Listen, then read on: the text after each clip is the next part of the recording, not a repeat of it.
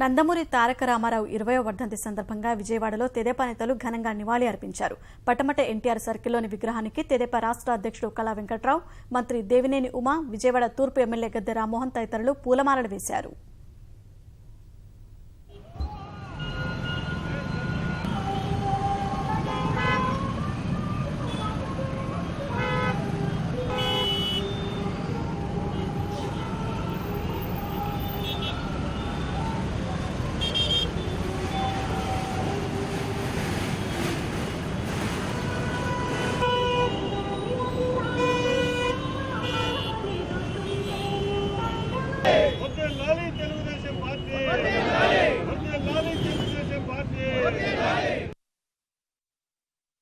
ఎన్టీఆర్ గారు ఒక యుగ పురుషుడు.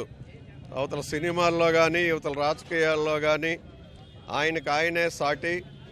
ఆయన ప్రవేశపెట్టినటువంటి సోషియో ఎకనామిక్ ప్రోగ్రామ్స్, సాంఘిక సంక్షేమ కార్యక్రమాలు ఏవైతే ఉన్నాయో ఈ రోజున దేశం మొత్తం మీద వాటిని అనుసరించేటటువంటి పద్ధతి ఆయన అడుగుజాడల్లో నడుస్తూ మరి తెలుగుదేశం పార్టీని ప్రభుత్వాన్ని ముందుకు నడిపిస్తూ ఆయన దేశంలోనే అత్యున్నతమైనటువంటి పార్టీ కింద తీర్చిదిద్దితే చంద్రబాబు నాయుడు గారు మరి దీన్ని ఇంటర్నేషనల్ లెవెల్లోకి తీసుకువెళ్ళి మరి కష్టపడటం అంటూ ఏ విధంగా ఉంటుంది, చీఫ్ మినిస్టర్ అంటే ఏ విధంగా కష్టపడాలి, ప్రజాసేవలో ఏ విధంగా ఉండాలి, డెవలప్మెంట్ ఏ విధంగా చేయాలనేటటువంటిది ఒక రోల్ మోడల్ కింద ఈ పార్టీని తయారు చేసినటువంటిది ఎన్టీఆర్ తర్వాత చంద్రబాబు నాయుడు గారికే దక్కుతుంది.